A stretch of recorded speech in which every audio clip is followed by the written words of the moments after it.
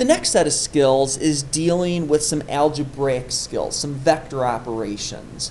When we're doing addition with vectors, we are going to add the horizontal components and the vertical components.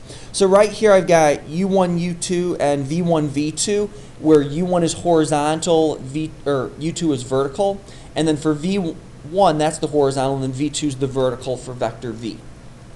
If I'm going to add, I'll add horizontal and vertical components together. If I multiply by a scalar or a constant, that means I'm going to distribute that scalar or the constant into both pieces. The other thing that's listed at the bottom here is that that scalar tells me how long the value is. So if I've got a 6 in front, that means my vector is going to be 6 times as long as my original. But if I've got a negative sign in front, that just tells me I'm going in the opposite direction. So that negative is just giving me direction. So looking at some skills that we've got here, when you add or subtract two vectors, you add or subtract the corresponding components. When you multiply each component by the scalar. So finding the following for u, given the fact that u is negative 5, 2 when we're in component form, we'll substitute in for u 4 times negative 5 and 2. We'll distribute that scalar in. So negative 28 is 4 times u. The second one, u plus v. I know u is negative 5 and 2, and v is 6, negative 3. I'm going to add my x components, add my y components, which is going to be 1, negative 1. And then finally, 2u minus v, 2 times u. And then we're going to subtract v. And when you subtract, it's just like a negative 1 outside the parentheses where you've got to distribute that negative to both pieces. So for the first part here, we'll distribute that 2 in.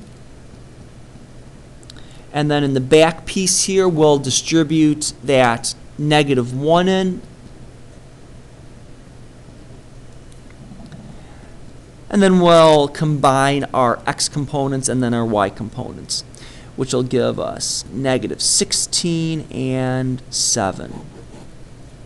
So that's algebraically.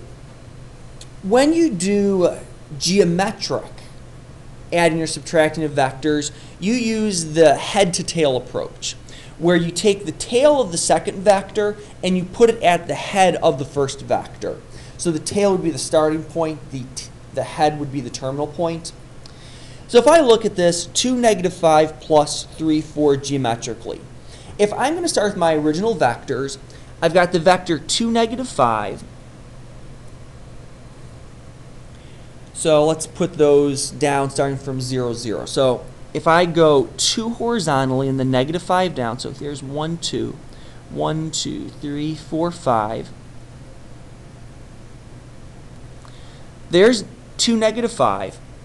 And then 3, 4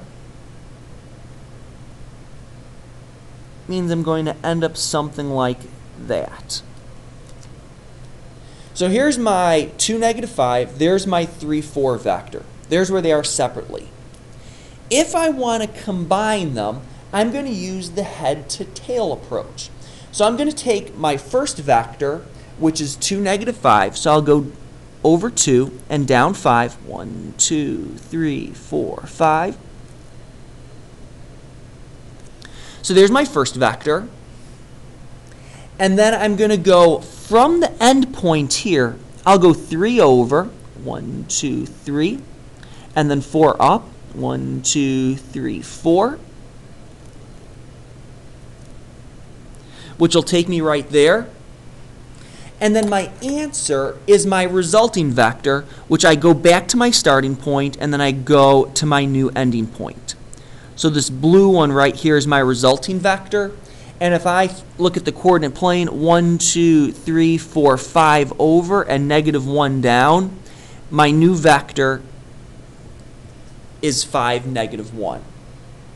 So if I do this geometrically, I use the head-to-tail approach, and then starting from my initial point of the first vector and going to the head of the second vector, that result is going to be my new vector.